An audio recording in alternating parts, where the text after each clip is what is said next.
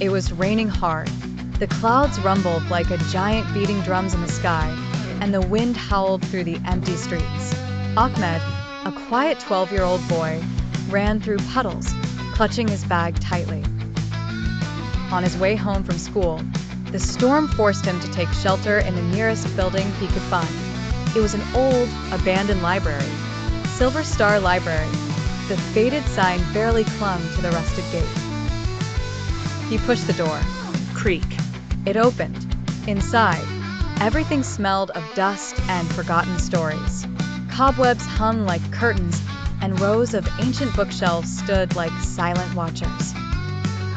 Just as he turned to leave, a faint golden glow caught his eye from the farthest corner. Curious, Ahmed walked toward it. On an old wooden table lay a large black book, thick, dusty, and glowing softly at the edges. There was no title on the cover. He hesitated and opened it. Suddenly, glowing golden words began to form on the first page. One question, one answer, but every answer comes with a price. Ahmed's heart pounded. He had carried a question inside him for years, one no one could ever answer. He whispered, "Where's my father?" The pages fluttered on their own. Then the book showed him something, an ancient map with glowing paths and strange symbols. At the same time, a strange golden mark appeared on Ahmed's hand, then vanished. A voice echoed inside his head. "You've asked the first question. You must open the first door. But beware, the truth demands sacrifice." The first door, the Alley of Time. The map led Ahmed to the oldest part of the city, to a crumbling, forgotten house with the same golden mark carved on its door.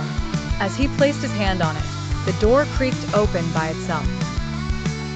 Inside, the air shimmered, and suddenly, time bent around him.